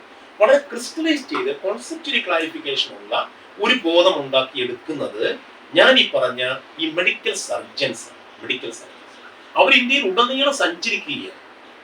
നമ്മളിപ്പം tropical institute of ecological sciences പറയുമ്പോൾ ഈ ട്രോപ്പിക്സിനെ ഒരു ചീത്തയായ സ്ഥലമായി കണ്ട ആൾക്കാരാണ് Europeans. It's A bad Tropics എന്നാണ് വിളിക്കുന്നത്. കാര്യം എന്താണ്? ഇവിടെ എല്ലാം വേണ്ടാത്ത സാധനമൊക്കെ വളരുന്നു, ഇവിടെ അനാവശ്യമായി ഒത്തിരി സ്ഥലങ്ങൾ കാടായിട്ട് ഇടുന്നത്, അതൊക്കെ വെട്ടി നിറച്ച് പ്ലാന്റേഷൻ നടക്കുക, ടീയർക്ക് കോഫിയർക്ക് എന്ന് വാങ്ങിച്ച ആൾക്കാരാണ്. അപ്പം അവർക്ക് ഇങ്ങനൊരു ബോധം ജനറലി ഉണ്ടായിരുന്നെങ്കിലും അതിനകത്ത് ട്രോപ്പിക്സിന് വിലമതിച്ച കുറേയേറെ ശാസ്ത്രജ്ഞന്മാരുണ്ടായിരുന്നു. അതിൽ ഏറ്റവും പ്രധാനപ്പെട്ട ഒരു ശാസ്ത്രജ്ഞനായിരുന്നു ഡൈട്രിച്ച് ബ്രാൻഡിസ് എന്ന് പറയുന്ന ശാസ്ത്രജ്ഞൻ. അദ്ദേഹം ജർമ്മൻകാരനായിരുന്നു. ഇന്ത്യയുടെ ആദ്യത്തെ ഇൻസ്പെക്ടർ ജനറൽ ഓഫ് ഫോറസ്റ്റ്, ഇന്ത്യയിൽ ആദ്യമായി ഒരു ഫോറസ്റ്റിന് ഒരു ഇൻസ്പെക്ടർ ജനറലിനെ ഉണ്ടാക്കിയപ്പോൾ അതിനെ നിയമിച്ചാണ് ഈ ജർമ്മൻകാരൻ. കാര്യം ഇംഗ്ലീഷുകാർക്ക് ഫോറസ്ട്രി വലിയ സയൻസ് ഇല്ല, ഫോറസ്ട്രി സയൻസിനെ പഠിപ്പിക്കുന്നത്. അവരെ സംബന്ധിച്ചിടത്തോളം രണ്ടാം ഈ വ്യവസായ വിപ്ലവം ഉണ്ടായ സമയത്ത് ഉണ്ടായിരുന്ന നമുക്ക് തേക്ക് മരം ഉപയോഗിക്കുന്നത് അവർക്കൊരു മരം ഉണ്ടായിരുന്നു, ഓക്ക് എന്ന് പറയുന്നത്. അത് മൊത്തം അവർ വെട്ടിത്തെറിച്ചു. ഒരൊറ്റ ഓക്ക് മരം പോലും ഇല്ലാത്ത രീതിയിൽ അവർ തീർത്തു കൊടുത്തു. അപ്പൊ അവർ നോക്കിയപ്പോൾ ഇന്ത്യയിൽ ഏറ്റവും പ്രധാനപ്പെട്ട ഒരു മരമുണ്ട്, അത് ഇതിനെ സബ്സ്റ്റിറ്റ്യൂട്ട് ചെയ്യും, ഇതിനേക്കാൾ നല്ല മരമാണ്, അതാണ് നമ്മുടെ തേക്ക് മരം. ടെക്ടോണ ഗ്രാൻഡിസ് എന്ന ബൊട്ടാണിക്കൽ നെയിമുള്ള തേക്ക് മരം. അപ്പൊ ഈ തേക്ക് മരത്തെ സംരക്ഷിക്കണമെന്ന ഉദ്ദേശത്തോടു കൂടി ജർമ്മനിയിൽ നിന്നും ഒരു ബൊട്ടാണിസ്റ്റിനെ ഇവരിഞ്ഞോട് കൊണ്ടുവരികയാണ്. ആ ബൊട്ടാണിസ്റ്റിന്റെ പേരാണ് പിന്നീട് അദ്ദേഹത്തെ വിളിക്കുന്ന സർ ഡൈട്രിച്ച് ബ്രാൻഡിസ്, DIETRICH. ഡൈട്രിച്ച് ബ്രാൻഡിസ് ജർമ്മൻകാരാണ്. അത് ജർമ്മൻ ഫോറസ്റ്റ് ഭയങ്കര ഡെവലപ്പ് ചെയ്തു. അദ്ദേഹം ഇങ്ങോട്ട് വരുന്ന വഴിയിൽ ഭയങ്കര രസമുണ്ട്. കുറേയേറെ ബോട്ടിൽ പുസ്തകം ഷിപ്പിലാണ് അദ്ദേഹം വരുന്നത്. ഒരു ഷിപ്പറെ കൊണ്ടാകിയാണ് മൊത്തം വെള്ളത്തിൽ പോയിച്ചത്. അപ്പൊ അദ്ദേഹം ഒത്തിരി സങ്കടപ്പെടുകയും എന്റെ പുസ്തകങ്ങൾ മുഴുവൻ വെള്ളത്തിൽ പോയിട്ട് വലിയ നിരാശയായിരുന്നു. നമുക്ക് ഇന്നുള്ള ഇന്റർനെറ്റ് ഒന്നും ഇല്ലാത്തതുകൊണ്ട് വായിക്കാൻ പറ്റുന്നില്ല. ഇന്ത്യയിൽ വന്നപ്പോൾ അദ്ദേഹം കണ്ടെത്തിയ ഒരു പ്രധാന കാര്യം, ഇന്ത്യയുടെ എക്കോളജിക്കൽ ട്രഡീഷനെ റിവൈവ് ചെയ്യുകയാണെങ്കിൽ, ഫോർ എക്സാമ്പിൾ ഈ സെക്കൻഡ് ട്രഡീഷനെ റിവൈവ് ചെയ്യുകയാണെങ്കിൽ ഒരു പരിധി വരെ ഈ ഇംഗ്ലീഷ് കമ്പനിക്കെതിരെയുള്ള ഒരു പാരിസ്ഥിതിക ബോധം ഉണ്ടാക്കിയെടുക്കാനായിട്ട് സാധിക്കുമെന്ന് അദ്ദേഹം പറയുന്നത്. അപ്പൊ അദ്ദേഹമാണ് 2860 എങ്ങാണ്ട് സെക്കൻഡ് ഗ്രൗസിനെ കുറിച്ച് പഠിക്കുകയാണ്. സൗത്ത് ഇന്ത്യയിൽ തന്നെ, നമ്മുടെ കേരളത്തിൽ തന്നെ നിങ്ങൾക്ക് അറിയാമല്ലോ 1200 എന്തോ സേക്രഡ് ഗ്രൗസ് ആണ്. അതിൽ ഏറ്റവും വലിയ സേക്രഡ് ഗ്രൗ പെരുമ്പാവൂർ ഇരിങ്ങോൾ കാവ്. അപ്പം അങ്ങനെയുള്ള ധാരാളം കാവുകള് കേരളത്തിലേക്ക് അദ്ദേഹം വന്നില്ല. സൗത്ത് ഇന്ത്യ, അത് നമ്മുടെ ഇവിടെ സർപ്പക്കാവ് എന്ന് പറയുന്നതിന് ദൈവക്കാവ്, ദേവരിക്കാട് എന്നൊക്കെ പറയുന്ന പല പേരുകളാണ് ഈ ആന്ധ്രയിലും കർണാടകത്തിലും തമിഴ്നാട്ടിലൊക്കെ അറിയുന്നത്. അപ്പൊ അത്തരത്തിലുള്ള സ്ഥലങ്ങളിൽ അത് കണ്ടെത്തുക, അതിനെക്കുറിച്ച് പഠിക്കുകയും ചെയ്യും. അതുപോലെ അതേസമയം മറ്റു കുറേ മെഡിക്കൽ സർജൻസ് ഇന്ത്യയിലൂടെ സഞ്ചരിക്കുകയാണ്. അവർ പല കാര്യങ്ങൾ കണ്ടെത്തുകയാണ്. അങ്ങനെ കണ്ടെത്തിയപ്പോൾ കുറെ യൂറോപ്യൻ പ്ലാന്റേഴ്സ് തന്നെ, കോഫി പ്ലാന്റേഴ്സ്, സ്മിത്തും ഗ്ലെൻമോർ എന്നൊക്കെ പറയുന്ന കോഫി പ്ലാന്റ്, കൂർഗിലൊക്കെയുള്ള കോഫി പ്ലാന്റേഴ്സ് ഉണ്ട്. അവരിവിടെ കോഫി എസ്റ്റേറ്റുകൾ സ്ഥാപിച്ചപ്പം അതിനടുത്തുള്ള സമീപവാസികൾ പറഞ്ഞു, ഇങ്ങനെ നിങ്ങൾ എസ്റ്റേറ്റ് മുന്നേ ആക്കി കഴിഞ്ഞാൽ ഇവിടുത്തെ റൂലറ്റ്സ് ഒക്കെ എല്ലാം അടഞ്ഞു പോകും, ഇവിടെ വെള്ളം കിട്ടില്ല എന്ന്. അത് വന്ന് കണ്ടു കഴിഞ്ഞപ്പോൾ ഈ പ്ലാന്റേഴ്സ് തന്നെ വീണ്ടും അവിടെ ഉണ്ടായിരുന്ന പ്ലാന്റേഷൻസ് ഒക്കെ മാറ്റിയിട്ട് അവിടെ ഈ റൂലറ്റ്സ് വീണ്ടും അവർ റിവൈവ് ചെയ്തു. ഇന്ത്യയിൽ ആദ്യമായിട്ട് ഇന്ത്യയുടെ വെസ്റ്റേൺ ഗാർഡ്സിനെ കുറിച്ച് ഏറ്റവും വിശദമായ പഠനം നടത്തുന്നത് ഒരു സ്കോട്ടിഷ് സർജനാണ്. അദ്ദേഹത്തിന്റെ പേര് Edward green Balfour. Edward green Balfour 1846 ആദ്യമായിട്ട് നമ്മുടെ മാധവ് ഗാഡ്ഗിൽ എഴുതിയ റിപ്പോർട്ടിൽ വലിയ റിപ്പോർട്ട് കൊണ്ടുവരുന്നു. എങ്ങനെയാണ് വെസ്റ്റേൺ ഗാർഡ്സിനെ നമ്മൾ സംരക്ഷിക്കേണ്ടതിനെ കുറിച്ച്. ആ സ്ഥലത്ത് അഞ്ചരക്കണ്ടി എന്ന് പറയുന്ന വയനാട്ടിലുള്ള ഒരു സ്ഥലത്ത് ഉണ്ടാകുന്ന റെയിൻഫോളിനെ കൃത്യമായിട്ട് പഠിച്ച് കാലാവസ്ഥയെ കുറിച്ച് പോലും എഡ്വേർഡ് ഗ്രീൻ ബാൽഫോർ പഠിച്ചു. അങ്ങനെ എഡ്വേർഡ് ഗ്രീൻ ബാൽഫോർ അദ്ദേഹം പച്ചപ്പുല്ലുകളെ കുറിച്ച് പോലും പഠിച്ചു. ഏത് പച്ചപ്പുല്ല് എങ്ങനെ സോയിൽ നിന്ന് റിറ്റെയിൻ ചെയ്യും. അപ്പൊ ഈ പച്ചപ്പുല്ലുകൾ പോകുമ്പം അവിടെ നാച്ചുറലി സോയിൽ ഇറോഷൻ വരുമെന്നും മരങ്ങൾ മൊത്തം പോകുന്നു. അങ്ങനെ വരുമ്പോഴത്തേക്കും വേപ്പറൈസേഷൻ കുറയുകയും അത് റെയിൻഫോളിനെ ബാധിക്കുകയും ചെയ്യുന്നൊരു പ്രബന്ധത്തിലേക്ക് അദ്ദേഹം വരുന്നുണ്ട്. റെയിൻഫോളും ഫോറസ്റ്റും തമ്മിൽ എന്തെങ്കിലും ബന്ധമുണ്ടോ എന്ന് പഠിക്കുന്ന ഒരു ഇതിലായിരുന്നു ഈ റിപ്പോർട്ട് അദ്ദേഹം ഉണ്ടാക്കിയത്. അപ്പൊ അദ്ദേഹം അങ്ങനെ ഒരു റിപ്പോർട്ട്, അങ്ങനെ ധാരാളം റിപ്പോർട്ടുകൾ ഉണ്ടാക്കി. നമ്മുടെ ട്രാവൻകൂർ സ്റ്റേറ്റിലും വാർഡൻ കോണർ എന്ന് പറയുന്ന 2 ലെഫ്റ്റനന്റ് ജനറൽസ് ആയിരുന്നു. അവർ ട്രാവൻകൂർ കൊച്ചിൻ സ്റ്റേറ്റിൽ എല്ലായിടത്തും സഞ്ചരിക്കുകയും ഇവിടുത്തെ ഉണ്ടായിരുന്ന എല്ലാ മരങ്ങളെ കുറിച്ചും ആളുകളെ കുറിച്ചും പുഴകളെ കുറിച്ചും ഈ മണിമലയാറിനെ കുറിച്ചൊക്കെ റെഫറൻസ് വാർഡൻ കോണറിന്റെ ട്രിഗ്നോമെട്രിക്കൽ സർവേക്കുണ്ട്. അതുപോലെ നമ്മളുടെ ഇന്നുള്ള കുമളി റോഡ് പണ്ടത്തെ ഒരു കാർട്ട് റോഡ് ആയിരുന്നു എന്നും കാഞ്ഞിരപ്പള്ളിക്ക് കഞ്ഞിരവള്ളി എന്നാണ് അവരുണ്ട്. കഞ്ഞിരവള്ളി എന്ന് പറഞ്ഞാൽ ഈ കാഞ്ഞിരപ്പത്തിൽ കാഞ്ഞിരത്തിന്റെ വള്ളികൾ ഉള്ള ധാരാളമുള്ള സ്ഥലം അവിടെ, അല്ല സോറി, കാഞ്ഞിരം മരം ധാരാളമുള്ള സ്ഥലം, അത് കാഞ്ഞിരം വള്ളി എന്നുള്ള പാഠം കൊടുത്തത്. അതിനു മുമ്പ് കാഞ്ഞിരപ്പള്ളി പള്ളി അവിടെ സ്ഥാപിച്ചിട്ടുണ്ട്.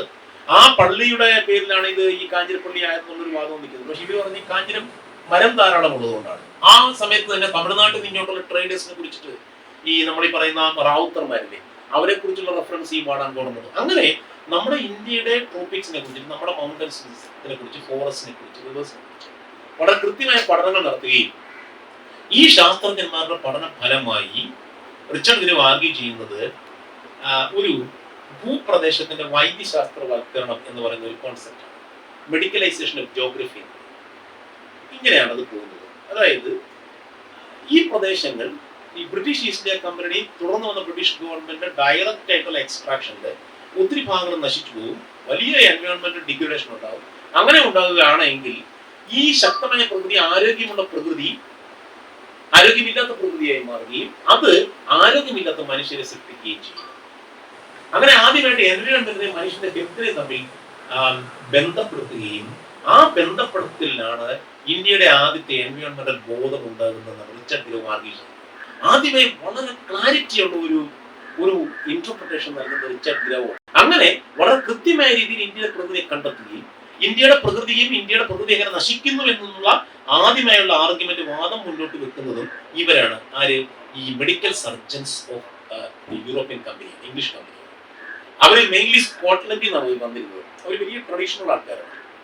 ഇതിനെ റിച്ചർഡ് ഗ്രേവ് വിളിക്കുന്ന ഡെസിക്കേഷനിസം എന്നാണ്. ഡെസിക്കേഷനിസം എന്ന് പറഞ്ഞു കഴിഞ്ഞാൽ നമുക്കറിയാം, ഡെസിക്കേഷനിസം എന്ന് പറഞ്ഞു കഴിഞ്ഞാൽ ഒരു ഡെസിക്കേഷനിസ്റ്റിന്റെ പ്രവർത്തനം എന്താണ്? ഫോർ എക്സാമ്പിൾ, നമ്മൾ ഭൂമിയെ ഡൈസെക്ട് ചെയ്ത്, നമ്മൾ ഫ്രോഗിനെ ഡൈസെക്ട് ചെയ്ത് പല രീതിയിൽ കീറി മുറിച്ച് ഓരോ ഭാഗത്തെ കുറിച്ച് പഠിച്ച് ആ ഭാഗങ്ങൾ എങ്ങനെയാണ് ഒരു സമ്പൂർണ്ണ എക്കോളജിക്കൽ ഒരു പാർട്ടായി മാറുന്നതെന്ന് പഠിച്ച് പ്രബന്ധങ്ങൾ സബ്മിറ്റ് ചെയ്ത ആൾക്കാരായിരുന്നു ഈ ഗ്രീൻ ഇംപീരിയലിസ്റ്റുകൾ എന്ന് വിളിക്കപ്പെടുന്നത്. അപ്പൊ അങ്ങനെയാണ് ഇന്ത്യയിൽ ആദ്യമായിട്ട് എൻവയോൺമെന്റൽ കോൺഷ്യസ്നെസ് ആദ്യമായി ഉണ്ടാകുന്നത്, എൻവയോൺമെന്റൽ മൈൻഡ് ഉണ്ടാകുന്നത് എന്ന വാദമാണ് റിച്ചർഡ് ഗ്രേവ് മുന്നോട്ട് വെക്കുന്നത്. എത്രയോ ദിവസങ്ങൾ ഇന്ത്യയിലൂടെ ഇവർ അലഞ്ഞു തിരിഞ്ഞ് നടന്നു. അങ്ങനെയാണ് ശാസ്ത്രം എൻവയോൺമെന്റൽ സയൻസ് ഡെവലപ്പ് ചെയ്യുന്നത്. ട്രാവൽസ്. അതിനെ ഡേവിഡ് ആർണോൾഡ് എന്ന് പറഞ്ഞൊരു ചരിത്രകാരൻ വിളിക്കുന്നത് ഐറ്റിനറൻസ് സയൻസ്, ചുറ്റി നടക്കുന്ന ശാസ്ത്രം അങ്ങനെ ഇന്ത്യയിലെ പല സ്ഥലങ്ങളിലൂടെ ചുറ്റി നടക്കുകയും ആ ചുറ്റി നടപ്പിലൂടെയാണ് ഇന്ത്യയെ കുറിച്ചുള്ള ബോധം ഉണ്ടാക്കിയെടുക്കുക. എനിക്ക് തോന്നുന്നു ഇന്ത്യയിൽ ഇന്നും ഐ തിങ്ക് പല രീതിയിലുള്ള നമ്മുടെ ബൊട്ടാണിക്കലായിട്ടുള്ള റിസർച്ചിന്റെ ഏറ്റവും പ്രധാനപ്പെട്ട കോൺട്രിബ്യൂഷൻസ് മൊത്തം ഇവരുടെ അല്ലെ. ഈ സിക്കിമിലൊക്കെ പോയി അല്ലെങ്കിൽ ഹിമാലയത്തിലൊക്കെ പോയി ഹിമാലയത്തിന്റെ പടം വരച്ചെടുക്കുകയും ഈ കാഞ്ചൻജംഗ വാലിയുടെയൊക്കെ പടം അന്ന് ഫോട്ടോ ഒന്നും എടുക്കാൻ പറ്റില്ല, വളരെ കൃത്യമായി വരച്ച രേഖ നമ്മുടെ ഇംഗ്ലീഷ് ആർക്കൈവ്സിൽ ഇന്നും ഉണ്ട്, ഞാൻ കണ്ടിരുന്നത്. അപ്പൊ ഇത്രയോ ദിവസങ്ങൾ മെനക്കെട്ടാണ് ഇവർ പഠിക്കുന്നത്.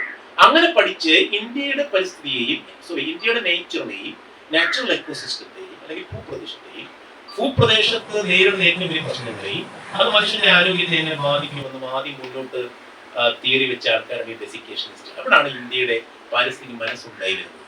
പിന്നീട് ഇന്ത്യയുടെ പരിസ്ഥിതി, ഇന്ത്യയുടെ ആധുനിക പാരിസ്ഥിതിക മനസ്സെന്ന് ഞാൻ പറയാം. ഇതിനു മുമ്പുള്ള മനസ്സിനെ കുറിച്ച് പറയാനുള്ള സമയമില്ല, കാര്യം അത് മറ്റൊരു രീതിയിലുള്ള ഒരു മനസ്സാണ്. ഇന്ത്യയുടെ മനസ്സെന്ന് പറയുന്നത് ഓർഗനൈസ്ഡ് അല്ലാത്ത, സയന്റിഫിക് അല്ലാത്ത, പക്ഷെ ലൈഫ് വേൾഡിൽ തന്നെ വളരെ നമുക്ക് വേണ്ട ചില നാച്ചുറൽ എക്കോസിസ്റ്റം സയൻസ് ഒക്കെ നമ്മൾ ഡെവലപ്പ് ചെയ്തിട്ടുണ്ട്. പക്ഷെ അതിനൊന്നും ഒരു പൂർണ്ണതയില്ല. അതൊന്നും സയന്റിഫിക് ആയിട്ടുള്ള ഒരു വാലിഡിറ്റി നമുക്ക് കൊടുക്കുവാനായിട്ട് സാധിക്കാതെ. അവിടെ മുതൽ ഇങ്ങോട്ട് നമുക്ക് നോക്കിയാൽ നിരന്തരമായി ഒരു ശാസ്ത്രം ഡെവലപ്പ് ചെയ്തു വരുന്നു. എൻവയോൺമെന്റൽ സയൻസ് നമ്മൾ ഇപ്പം വിളിക്കുന്ന ഒരു ശാസ്ത്രം. എന്റെ പോയിന്റ് ഓഫ് വ്യൂ, എന്റെ ആർഗ്യുമെന്റ് എന്ന് പറയുന്നത്, നമ്മളെ 20ാം നൂറ്റാണ്ടിന്റെ 1970s മുതൽ പുതിയൊരു കോൺഷ്യസ്നെസ് ഉണ്ടായിരുന്നു. അതിനെ എൻവയോൺമെന്റൽ സയന്റിസ്റ്റുകളും ഹിസ്റ്റോറിയൻസും വിളിക്കുന്നത് സാറിന് കഴിയുന്ന കാര്യം പ്ലാനറ്ററി കോൺഷ്യസ്നെസ്, ഭൗമബോധം. നമ്മുടെ എക്കോളജിയുമായിട്ടുള്ള അല്ലെങ്കിൽ നമ്മുടെ ചുറ്റുപാടുള്ള നാച്ചുറൽ എൻവയോൺമെന്റ് റിലേഷൻ മാത്രമല്ല, നമ്മുടെ ഡയറ്ററി പ്രാക്ടീസ്, നമ്മുടെ ഡ്രസ് ഹാബിറ്റ്, നമ്മുടെ സംസാരം, നമ്മുടെ കോൺഷ്യസ്നെസ്, നമ്മുടെ മനോഭാവം ഒക്കെ മാറുന്നത് പരിസ്ഥിതിയാണ്. അങ്ങനെ ഒരു വലിയ മാറ്റം പരിസ്ഥിതിയുമായിട്ട് ബന്ധപ്പെട്ടത് 1970-കളിൽ. നിങ്ങൾക്കറിയാം, കുട്ടികൾക്കറിയാം, 1972 ആദ്യമായിട്ടൊരു ഭൗമ ഉച്ചകോടി ഉണ്ടാകും. ഭൗമ ഉച്ചകോടി എന്നല്ല അതിനെ വിളിക്കുന്നത്, സ്റ്റോക്ക്ഹോം സമിറ്റ് എന്നാണ് വിളിക്കുന്നത്. സ്റ്റോക്ക്ഹോം സമിറ്റിന് ശേഷം 1900 അന്നാണ് ആദ്യമായിട്ട് ഈ പരിസ്ഥിതി പ്രശ്നമായിട്ട് നടന്നത്. അന്ന് പക്ഷേ ആ പരിസ്ഥിതി പ്രശ്നമായി മാറി എന്ന് കണ്ടു കഴിഞ്ഞപ്പോൾ അത് ഡെവലപ്മെന്റിന് വേണ്ടിയുള്ള ഒരു പരിസ്ഥിതിയെ ക്രിയേറ്റ് ചെയ്യത്തക്ക രീതിയിലുള്ള ഒരു കോയിനേജ് ആണ് അവർ സസ്റ്റൈനബിൾ ഡെവലപ്മെന്റ് എന്ന് പറഞ്ഞു. Sustainable development. അപ്പൊ എന്ത് വന്നാലും പ്രകൃതി നശിച്ചാലും കുഴപ്പമില്ല, ഡെവലപ്മെന്റ് സസ്റ്റെയിൻ ചെയ്യണം എന്നൊരു വാദമാണ് പലരും മുന്നോട്ട് പോകുന്നത്. അങ്ങനെയാണ് പല രീതിയിലുള്ള ഈ ഈക്കോ ടൂറിസം അങ്ങനെയുള്ള സംഗതികൾ വരുന്നത്. അതൊക്കെ വലിയ ഡേഞ്ചറായിട്ട് പിന്നീട് മാറുന്നു. അപ്പം വളരെ വ്യക്തമായ രീതിയിൽ വികസനത്തിന്റെ വക്താക്കൾ അടങ്ങുന്ന ഒരു രാഷ്ട്രീയ സംവിധാനത്തിനുള്ളിലാണ് എൻവയോൺമെന്റിനെ കംപ്രസ് ചെയ്യുന്നത്. അപ്പൊ നമ്മുടെ എൻവയോൺമെന്റൽ കോൺഷ്യസ്നെസ് എന്ന് പറയുന്നത് to serve the interest of the developmental world എന്നൊരു കോൺഷ്യസ്നെസ്സിലേക്ക് മാറുന്ന ഒരു ടേണിംഗ് പോയിന്റ് ആയിട്ട് മാറിയ കാലഘട്ടമാണ് 1970s. 1992 ആദ്യത്തെ എർത്ത് സമിറ്റ്, ഭൗമ ഉച്ചകോടി, നിങ്ങൾക്കറിയാം, റിയോ ഡി ജനറിയോ എന്ന് പറയുന്ന ബ്രസീലിലെ ഒരു സ്ഥലം. ബ്രസീലിന്റെ ക്യാപിറ്റൽ അല്ല, മറ്റൊരു പ്രധാനപ്പെട്ട സിറ്റിയാണ്. പക്ഷെ അന്ന് അവിടെയാണ് ആദ്യമായിട്ട് ഇന്ത്യ അടക്കമുള്ള രാജ്യങ്ങളെ സമാന്തര ഭൗമ ഉച്ചകോടി നടന്നത്. എന്താണ് നിങ്ങളുടെ ഉച്ചകോടി എന്ന് പറയുന്നത്? നിങ്ങളുടെ ഡെവലപ്മെന്റ് ഇൻട്രസ്റ്റ് ആയിട്ടുള്ള രീതിയിലുള്ളതാണ്. ഞങ്ങളുടെ ഡെവലപ്മെന്റ് നടക്കണമെന്നുണ്ടെങ്കിൽ ഈ CFC പോലുള്ള സംഘടന അതിനുള്ള അതിനുള്ള റെഗുലേഷൻസ് ഒക്കെ ഞങ്ങളുടെ വികസനത്തെ കൂടി കണ്ടുകൊണ്ട് വേണമെന്നുള്ള ആശയമൊക്കെ ഇന്ത്യ പോലുള്ള തേർഡ് വേൾഡ് കൺട്രീസ് വെക്കുകയും അവർ പുതിയൊരു ഒരു ആശയം മുന്നോട്ട് വെക്കുകയും. പക്ഷെ എന്തൊക്കെ പറഞ്ഞാലും 1970 ശേഷം ഉണ്ടായ ഏറ്റവും പ്രധാനപ്പെട്ട ഒരു ബോധം എന്ന് പറയുന്നത് ഒരു യൂണിവേഴ്സൽ എൻവയോൺമെന്റൽ മൈൻഡ് ഉണ്ടായി വരുന്നത്. അമേരിക്കയിൽ ഉണ്ടാകുന്ന ഒരു എക്കോളജിക്കൽ പ്രശ്നവും ഇന്ത്യയിൽ ഉണ്ടാകുന്ന ഒരു എക്കോളജിക്കൽ പ്രശ്നവും എനിക്ക് കേരളത്തിൽ ഉണ്ടാക്കുന്ന എക്കോളജിക്കൽ പ്രശ്നവും തമ്മിൽ ബന്ധപ്പെട്ട ഒരു സംഗതിയെ കുറിച്ച് പറയും. ഈ അടുത്ത കാലത്ത് ഞാൻ വായിച്ചൊരു ലേഖനത്തിൽ കണ്ടതാണ്, AP തോമസ് എന്നൊക്കെ അറിയുന്ന ഒരു കാര്യം. അതായത് ഈ എൽനിനോ എഫക്ട് വന്നു കഴിയുമ്പോഴേക്കും എൽനിനോ എഫക്റ്റിന്റെ ഫലമായിട്ടാണ് നമ്മുടെ ഇവിടെ ഈ പ്രാവശ്യം മഴ കിട്ടാതെ വന്നത്. സൗത്ത് പസഫിക് ഓഷനിൽ നിന്നാണ് എൽനിനോ എഫക്ട് തുടങ്ങുന്നത്. അതാണ് ഇതിന്റെ ഒറിജിൻ. അപ്പൊ സൗത്ത് പസഫിക് ഓഷൻ എന്ന് പറയുന്നത് നമ്മുടെ ഒത്തിരി ദൂരെയാണ് എന്ന് പറഞ്ഞ് നമ്മളുടെ ജീവിതത്തെ കൺട്രോൾ ചെയ്യത്തക്ക രീതിയിലുള്ള ഒരു നാച്ചുറൽ കലാമിറ്റി ഉണ്ടാക്കിയെടുക്കാൻ അവിടെ സാധിക്കുമ്പോൾ ഗ്ലോബൽ വില്ലേജ്, അതാണ് സത്യത്തിൽ ഗ്ലോബൽ വില്ലേജ്. നമ്മൾ സാധാരണ ഗ്ലോബൽ വില്ലേജ് ഇൻഫർമേഷനിലൂടെയും കൊമേഴ്സിലൂടെയാണ്. പാരിസ്ഥിതികപരമായ ഒരു ഗ്ലോബൽ വില്ലേജ് ഔട്ട്ലുക്ക് ഉണ്ടായി വരുന്ന കാലഘട്ടം. ഇപ്പൊ ഫ്രഞ്ച് റവല്യൂഷൻ ഉണ്ടായി 1789. 1789 ഫ്രഞ്ച് റവല്യൂഷൻ ഉണ്ടായപ്പോൾ ഏറ്റവും പ്രധാനപ്പെട്ട കാരണമായിട്ട് പണ്ട് ചരിത്രകാരന്മാർ പറഞ്ഞിട്ടുണ്ട് രാഷ്ട്രീയ കാരണം, സാമ്പത്തിക കാരണം, ചൂഷണം, അത് ഇതൊക്കെ പറഞ്ഞിട്ടുണ്ട്. പക്ഷെ ഫ്രഞ്ച് റവല്യൂഷൻ ഉണ്ടായ ഏറ്റവും പ്രധാനപ്പെട്ട കാരണം എൽനിനോ എഫക്ട് മൂലം അഗ്രികൾച്ചർ, കൃഷിയിൽ ഏറ്റവും വലിയ തകർച്ച ഉണ്ടായ കാലഘട്ടത്തിൽ കർഷകർക്ക് ടാക്സ് കൊടുക്കാൻ പറ്റിയ ഉത്പാദനം ഉണ്ടാകാതെ വന്നപ്പോൾ രാജാവൻ ചക്രവർത്തിക്കെതിരെ അവർ തിരിയുകയായിരുന്നു. സത്യത്തിൽ നേച്ചറാണ് എൽനിനോ എഫക്റ്റ് ആണ് റവല്യൂഷൻ ഉണ്ടാക്കുന്നത്. നമ്മൾ പഠിച്ചിട്ടുള്ള മോണ്ടസ്ക്യൂ, വോൾട്ടേർ, റൂസോ 3 പേരും ഫിലോസഫി തിയറി കൊണ്ടുവന്ന് ഉടനെ ഫ്രഞ്ച് റവല്യൂഷൻ അങ്ങനെ ഒരിക്കലുമല്ല, ആശയങ്ങളല്ല. അപ്പം പാരിസ്ഥിതികപരമായ രീതിയിലുള്ള ഒരു അവബോധം അതിന് ഏറ്റവും ക്രിട്ടിക്കൽ ആയിട്ടുള്ള ഒരു കാലഘട്ടത്തിലേക്ക് കയറുന്നത് ഈ 20ാം നൂറ്റാണ്ടിന്റെ അവസാന ഘട്ടത്തിലാണ്. ആ അവസാന ഘട്ടത്തിൽ നമ്മൾ കാണുന്ന എൻ്റെ ഒരു ചിന്തയിൽ വന്നൊരു കാര്യമാണ്, ഒരു കോമ്പീറ്റിംഗ് ആയിട്ടുള്ള ഒരു ക്ലെയിംസ് ഇവിടെ നമ്മൾ കാണും. മത്സരിക്കുന്ന 2 മനസ്സുകളെ നമുക്ക് കാണുവാനായിട്ട് സാധിക്കുന്നു. ഒന്ന് ഡെവലപ്മെന്റൽ മൈൻഡ്, ഒന്ന് എൻവയോൺമെന്റൽ മൈൻഡ്. അപ്പൊ എൻവയോൺമെന്റൽ മൈൻഡ് കൂടുതൽ സയന്റിഫിക് ആകുമ്പോൾ ഏത് രീതിയിൽ ഡെവലപ്മെന്റിനെ സസ്റ്റെയിൻ ചെയ്യേണ്ട ഒരു പരിസ്ഥിതി ഉണ്ടാക്കിയെടുക്കാൻ പറ്റുന്നുള്ള ആലോചനയിലേക്കാണ് ഫോക്കസ് കൂടുതലും. അവിടെയാണ് ടൈപ്സ് പോലുള്ള ഓർഗനൈസേഷൻ വ്യതിരക്തത.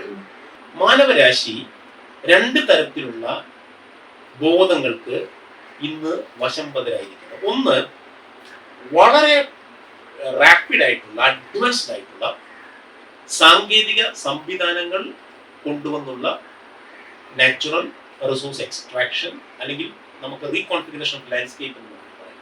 നമ്മുടെ ലാൻഡ്സ്കേപ്പിന്റെ പുനഃസംഘാടനം. ഒരു 8 എക്സ്കവേറ്റേഴ്സ് വെച്ചിട്ട് 8 മണിക്കൂർ ശ്രമിച്ചാൽ ഒരു ചെറിയ കുന്നിൻ്റെതാണ്. ഇതിന് തൊട്ടപ്പുറത്ത് ഇതുപോലെ തന്നെ വളരെ കൃത്യമായ രീതിയിലുള്ള ശാസ്ത്രബോധമുള്ള ഒരു പാരിസ്ഥിതിക മനസ്സുണ്ടെന്നാണ്. ഈ 2 മനസ്സുകൾ, ആദ്യമായി 2 മനസ്സുകൾ ഏറ്റവും ശക്തമായ രീതിയിൽ നേർക്കുനേർ നോക്കി നിൽക്കുന്ന ഒരു കാഴ്ചയാണ് 21ാം നൂറ്റാണ്ടിൽ നമ്മൾ കാണുന്നത്. കവി വീരാൻകുട്ടി എഴുതിയതുപോലെ, കവി വീരാൻകുട്ടി അദ്ദേഹം എഴുതിയ ഒരു കവിതയിൽ അദ്ദേഹം പറയുന്നുണ്ട്, പുഴയ്ക്ക് കുറുകെ ഒരു തീവണ്ടി, പുഴയിൽ നിഴൽ തീവണ്ടി. പുഴയ്ക്ക് കുറുകെ ഒരു തീവണ്ടി, പുഴയിൽ നിഴൽ തീവണ്ടി. ഈ നിഴൽ തീവണ്ടിയിൽ കയറിപ്പറ്റി 2 പ്രണയ പരൽ മീനുകൾ. 2 പരൽ മീനുകൾ നിങ്ങൾക്കറിയാം, പരൽ മീൻ അറിയില്ലേ? അതിങ്ങനെ പ്രണയിച്ച് ഈ കമ്പാർട്ട്മെന്റിൽ കയറിപ്പിച്ചു. അവരങ്ങനെ യാത്ര ചെയ്ത് സുഖമായി മുന്നോട്ട് പോകുമ്പോൾ ചെളിക്കുണ്ടിൽ ആഞ്ഞു പോകുമെന്നും ശ്വാസം കിട്ടാതെ മരിക്കുമെന്നും അവരറിഞ്ഞില്ല. ഈ ഒരു അവസ്ഥയിലാണ്, ഈ ഇമേജിലാണ് നമ്മളിത് മുന്നോട്ട് പോകുന്നത്. ഞാൻ അടുത്ത കാലത്ത് ഒരു സ്ഥലത്തേക്ക്, ചങ്ങനാശ്ശേരി എന്ന സ്ഥലത്തേക്ക് ബസ്സിൽ പോകാൻ, എന്റെ പുറകിൽ നിന്ന് 2 പേര് സംസാരിക്കുന്നു, 2 മുതിർന്ന ആൾക്കാർ. അവർ പറയുന്നത് എങ്ങനെയാണ്, ഒരു പെട്ടെന്ന് എന്തൊക്കെയോ പറഞ്ഞുകൊണ്ടിരിക്കുകയാണ്. അത് നല്ല ഒച്ചയിലായിട്ട് നമുക്ക് കേൾക്കാം.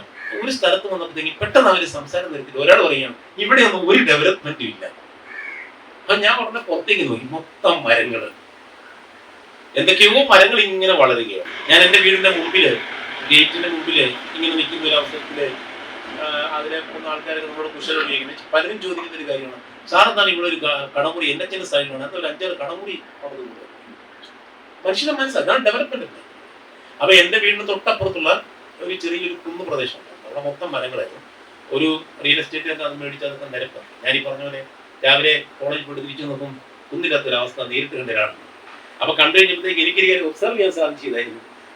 വളരെ സൂക്ഷ്മമായിട്ട് ഞാൻ ഒബ്സർവ് ചെയ്തപ്പോൾ ഞങ്ങളുടെ മുറ്റത്ത് കുറച്ചേടില് ധാരാളം അണ്ണാൻ സ്ക്യൂറൽസ് കൂടുതൽ വരുന്നു.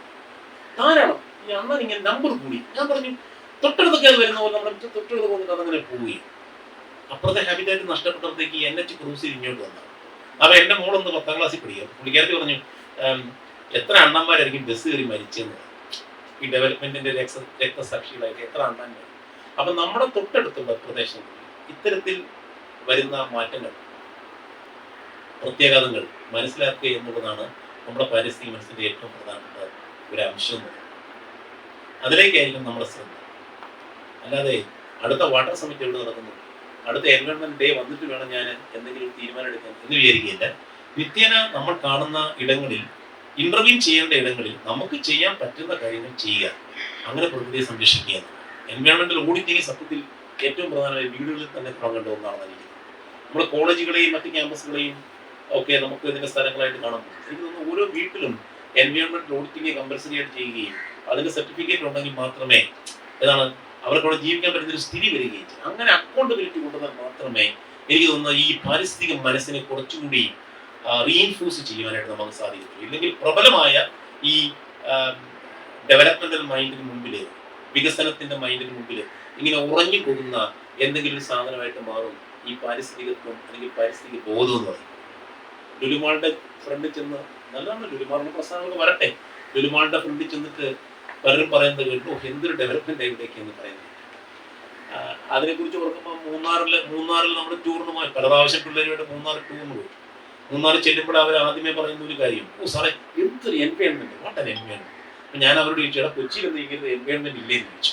എന്താന്ന് വെച്ച് കഴിഞ്ഞാല് അന്നുണ്ടായിരുന്ന ബ്രിട്ടീഷ് പ്ലാന്റേഴ്സ് അവർക്ക് കണ്ണിന് ഇഷ്ടപ്പെട്ട രീതിയിൽ, ലാഭം കിട്ടത്തക്ക രീതിയിൽ നമ്മുടെ മൂന്നാറിലുണ്ടായിരുന്ന കാക്കയില്ലാത്ത മൂന്നാറിനെ കാക്കയുള്ള മൂന്നാറാക്കി മാറ്റിയ ബ്രിട്ടീഷുകാരെന്ന് വേണം നമുക്ക്. കാര്യം അന്ന് യാതൊരു രീതിയിലുള്ള ഡീക്കേഡ് ഒബ്ജക്റ്റും അവിടെ ഇല്ലായിരുന്നു.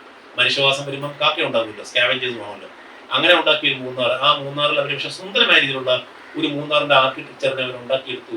അവരുടെ എക്കോളജിക്കൽ ആർക്കിടെക്ചർ എന്ന് നിങ്ങൾക്കറിയാം, കൃത്യമായ രീതിയിൽ പൈൻ മരങ്ങൾ വെച്ച് പിടിപ്പിച്ച് നല്ല ഗാർഡൻ പോലെയുള്ള തേയിലത്തോട്ടങ്ങൾ ഉണ്ടാക്കിയെടുത്തിട്ട് അതിനൊക്കെ നടുവിൽ നല്ല യൂറോപ്യൻ വിക്ടോറിയൻ മാതൃകയൊക്കെ ചിമ്മിയൊക്കെ അടക്കുന്ന നല്ല യൂറോപ്യൻ വീടുകൾ, അതിനൊക്കെ നല്ല ബംഗ്ലാവുകൾ ഒക്കെ ഉണ്ടാക്കിയിട്ട് നല്ല വൃത്തിയുള്ള സ്ഥലങ്ങൾ ഉണ്ടാക്കി നേച്ചറിനെ അവർ ഉണ്ടാക്കി. ഇവിടെയാണ് ഒരു പാരിസ്ഥിതിക സാമ്രാജ്യത്വം എന്ന് പറയുന്ന ചരിത്രകാരന്മാർ എക്കോളജിക്കൽ ഇമ്പീരിയലിസം. ആത്യന്തികമായി എല്ലാ എൻവയോൺമെന്റൽ സയൻസും മനുഷ്യത്വപരമായ രീതിയിലുള്ള സയൻസുകളായി മാറണമെന്ന ഒരു ചെറിയൊരു വാദം കൂടി ഞാൻ മുന്നോട്ട് കൊടുക്കുന്നത്. അതിന് കാരണം എന്താണെന്ന് ചോദിച്ചു കഴിഞ്ഞാൽ, ശാസ്ത്രം പഠിച്ചു കഴിയുമ്പോൾ മനുഷ്യനെ മറക്കുന്ന രീതിയിലുള്ള ഒരു ശാസ്ത്രമായിരിക്കരുത് എന്ന ഒരു ബോധ്യം എനിക്കുള്ളത്. കാരണം ഒരു ചെറിയൊരു കഥ പറഞ്ഞ് ഞാൻ എൻ്റെ ഈ ചെറിയ പ്രഭാഷണം ഇവിടെ നിർത്താം. നിങ്ങൾക്കെല്ലാം അറിയാവുന്ന ഒരാളുണ്ടായിരുന്നു, UGCയുടെ മുൻ ചെയർമാനായിരുന്ന പ്രൊഫസർ യശ്പാൽ. പ്രൊഫസർ യശ്പാൽ, ഞാനൊക്കെ സ്കൂളിലൊക്കെ പഠിക്കുന്ന സമയത്ത് അദ്ദേഹത്തിൻ്റെ റേഡിയോ പ്രഭാഷണങ്ങൾ ധാരാളം കേട്ടിട്ടുണ്ട് സയൻസിനെ കുറിച്ച്. അത് കേട്ടാണ് വളർന്നത്. പ്രൊഫസർ യശ്പാൽ ഒരു പ്രാവശ്യം ഒരു കഥ എഴുതി. ആ കഥയ്ക്ക് അദ്ദേഹം പേരിടുന്ന ഏറ്റവും അവസാനമാണ്. അതൊക്കെ എഴുതിയ കഥ ഇങ്ങനെയാണ്. ശരിക്കും സംഭവിച്ചൊരു കാര്യത്തെ അദ്ദേഹം കഥയാക്കി മാറ്റി. ഒരു ഫോക്ലോറിസ്റ്റ് അദ്ദേഹത്തിന് നേരിട്ട ഒരു സംഭവം യശ്പാലിനോട് പറഞ്ഞു. പിന്നീട് യശ്പാൽ ഒരു കഥയാക്കി. അദ്ദേഹം ഈ ഫോക്ലോറിസ്റ്റ് എന്നും രാവിലെ ഒരു 10 മണി കഴിയുമ്പോൾ ഒരു സ്കൂളിന്റെ മുമ്പിൽ കൂടി, അതൊരു ചെറിയ കാടിന്റെ അടുത്തുള്ള സ്കൂളാണ്, ഈ ആദിവാസി കുട്ടികളും അതുപോലെ തന്നെ നോർത്ത് ഇന്ത്യ സെൻട്രിക്കാണ്. അപ്പോൾ അറിയാമല്ലോ, കാടിന്റെ അടുത്തൊക്കെ ധാരാളം സ്കൂളുകളുണ്ട്, അവിടെ ആദിവാസികൾ പഠിക്കുന്നുണ്ട്, അതുപോലെ ചെറിയ കർഷകരുടെ മക്കളും പഠിക്കുന്നുണ്ട്. അദ്ദേഹം ആ സ്കൂളിന്റെ ഫ്രണ്ടിൽ കൂടി എന്നും 10 മണി കഴിഞ്ഞ് പോകുമ്പോൾ അദ്ദേഹം കാണുന്നൊരു കാഴ്ചയുണ്ട്. 10:30 പോകുമ്പോൾ ഒരു പെൺകുട്ടി മാത്രം ഈ വരാന്തയിൽ ഇങ്ങനെ നിൽക്കുന്നത്, ഒരു പെൺകുട്ടി മാത്രം. അത് 2-3 ദിവസം കണ്ടിന്യൂ ചെയ്തപ്പോൾ 4ാമത്തെ ദിവസം വൈകുന്നേരം ഈ പെൺകുട്ടിയെ അദ്ദേഹം ഫോളോ ചെയ്തു. അപ്പൊ ഈ പെൺകുട്ടി ഇങ്ങനെ കാട്ടിലൂടെ ഇങ്ങനെ കയറി ഇങ്ങനെ കറങ്ങി ഇങ്ങനെ പോവുകയാണ്, പാട്ടൊക്കെ പാടി മരങ്ങളെയൊക്കെ നോക്കുന്നു. അതുപോലെ അങ്ങനെ അരുവിയിൽ ഇങ്ങനെ വെള്ളമൊക്കെ തെളിഞ്ഞു, മത്സ്യത്തിനോടൊക്കെ സംസാരിക്കുന്നു, പക്ഷികളോട് സംസാരിക്കും. പക്ഷികൾക്ക് പേടിയില്ല. ഈ കുട്ടിയുടെ അടുത്തേക്ക് വരുന്നതിന് തോളിലൊക്കെ ഇരിക്കുകയൊക്കെ ചെയ്യുന്നുണ്ട്. സംഭവിച്ച കാര്യമാണ്. അത് കഴിഞ്ഞ് ഏതോ ഒരു ചെടിയിൽ നിന്ന് കുറച്ച് ഇലകൾ പറിച്ചെടുക്കും. ആ ചെടിക്ക് വേദന എടുക്കുമെന്ന് വിചാരിച്ചിട്ട് അതിനെ ഒന്ന് സൂത്ത് ചെയ്തിട്ട് അതിന് ഉമ്മയെ കൊടുത്ത് ഈ കൊച്ചിങ്ങനെ പോകും. ഈ കൊച്ചു പോയി ഒരു ചെറിയ കുടിയിലേക്ക് കയറി. ആ കുടിയിൽ നിന്ന് ഒരു 10 മിനിറ്റ് കഴിയുമ്പോൾ ആ കുട്ടി ഇറങ്ങി എന്ന് ചോദിച്ചു, വൈ ഡി ഫോളോ മീ എന്ന് ചോദിച്ചു. ഇയാളോട് ചോദിച്ചു, എന്തുകൊണ്ടാണ് നിങ്ങൾ ഇങ്ങനെ പോകും? നീ മാത്രം എന്താണ് എല്ലാ ദിവസവും ഈ 10 സ്കൂളിൽ പുറത്തിറങ്ങിയ മറ്റാരും കുട്ടികളെ കാണുന്നത് എന്ന് പറഞ്ഞു. ഒരു +2 സ്കൂളാണ്. അവൻ അവൾ പറഞ്ഞു, എനിക്ക് എൻ്റെ അമ്മ വളരെ അസുഖം പിടിച്ചിറങ്ങിയാണ്. അമ്മയുടെ കാലിലൊരു വ്രണമുണ്ട്. ആ വ്രണത്തിനാണ് ഈ ഇല എടുത്തിട്ട് ആ ഇല വെച്ചിട്ട് പ്രത്യേക രീതിയിലുള്ള ഒരു ഔഷധം ഉണ്ടാക്കി എന്തെങ്കിലും ഒരു കുഴപ്പ് വരെ ഉണ്ടാക്കി അമ്മയുടെ കാലിലേക്ക് തേച്ചിട്ട് അമ്മയ്ക്ക് ഫുഡ് കൊടുക്കണം. ഞങ്ങൾ സെപ്പറേറ്റഡ് ഫാമിലിയാണ്. അപ്പനില്ലാത്തതുകൊണ്ട് അമ്മ മെന്റൽ ഡിപ്രഷനിലാണ്. അതുകൊണ്ട് അമ്മയ്ക്ക് ചോറ് പോലും എടുത്ത് വെച്ചിട്ടാണ് എനിക്ക് വരാനായിട്ട്. അപ്പം ഞാൻ എത്ര ശ്രമിച്ചാലും കുറേ നടക്കണം ശ്രമിച്ചാലും ഈ 10 മണി കഴിയും ഞാൻ അവിടെ വരുമ്പോൾ. ചില ദിവസങ്ങളിൽ അമ്മ വഴക്കുണ്ടാക്കുന്ന ദിവസത്തിൽ പിന്നെയും ഞാൻ താമസിക്കുന്നു. ഇതാണ് ഇതിന്റെ കഥ. ഈ കഥയുടെ അവസാനം യശ്മൽ എഴുതിയൊരു ചോദ്യം. യശ്മലല്ല, ഇയാൾ ചോദിക്കും, ആരാണ് ആ ടീച്ചർ? നിന്നെ പുറത്ത് നിർത്തുന്ന teacher? Who is the teacher who make you stand outside on the veranda എന്നൊരു ചോദ്യം. അപ്പൊ ആ ചോദ്യത്തിന് ഉത്തരവായിട്ട് ഈ കുട്ടി പറയുന്ന ഒരു കാര്യം ഇങ്ങനെയാണ്, ദ ബോട്ടണി ടീച്ചർ എന്നാണ്. ബോട്ടണി ടീച്ചറാണ് എന്നെ ഈ വരാന്തയിൽ നിർത്തുന്നത്. അത് കഴിഞ്ഞിട്ടാണ് യശ്പാല് ഈ കഥയ്ക്ക് പേര് കൊടുക്കുന്നത്. പേരിങ്ങനെയാണ്, നിങ്ങൾക്ക് ഊഹിക്കാൻ പറ്റുമെങ്കിൽ ഊഹിക്കുക. ആ പേരിങ്ങനെയാണ്, ഹൂ നോസ് ബോട്ടണി എന്ന്. ആർക്കറിയാം ബോട്ടണി എന്ന്?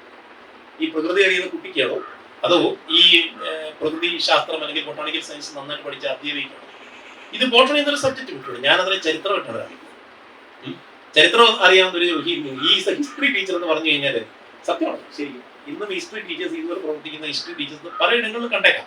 History teachers, who is the teacher? History teacher. Who is the teacher? Politics teacher, English teacher, commerce teacher എന്ന ചോദ്യം നാം നമ്മോട് തന്നെ ചോദിക്കുമ്പോഴാണ് മനുഷ്യന് വേണ്ട ശാസ്ത്രബോധത്തെ ഉണ്ടാക്കിയെടുക്കുക എന്ന അർത്ഥതലത്തിലേക്ക് നമ്മൾ മാറുന്നത്. Thank you so much.